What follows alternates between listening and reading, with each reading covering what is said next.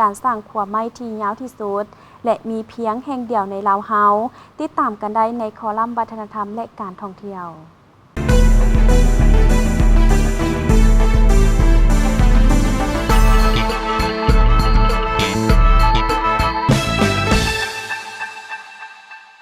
นี่แม่นขัวไม้ข้ามน้ำซีละนองแขวงสวรรณเขตยาว270 เมตรที่ใช้เวลาเฮ็ดเพียงมื้อเดียว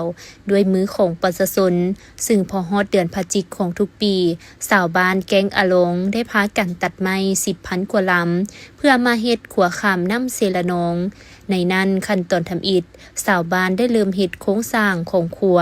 ด้วยไม้ตันปักลงไปในช่องว่างของก้อนหินและได้แบ่งขนออกเป็น12กลุ่ม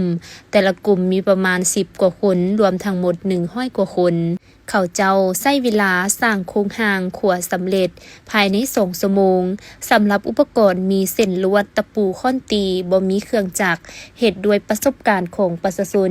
จากนั้นก็เริ่มเฮ็ดขั้นตอนที่2ซึ่งเป็นพื้นของขัวสั้นทำอิฐเฮ็ดด้วยไม้ตันและสำเร็จภายใน2ชั่วโมงส่วนขั้นตอนสุดท้ายแม่นใช้เวลาหลายที่สุดซึ่งชาวบ้านจะสานกระเตะไม้โป่งเพื่อเฮ็ดพื้นของขัวสั้นที่2ให้มีความเรียบเพียงสม่ำเสมอเวลาผ่านไปทั้งหมด8ชั่วโมงขัวแห่งนี้ก็สำเร็จห้อยส่วนห้อยและสามารถนำใช้ได้ทันที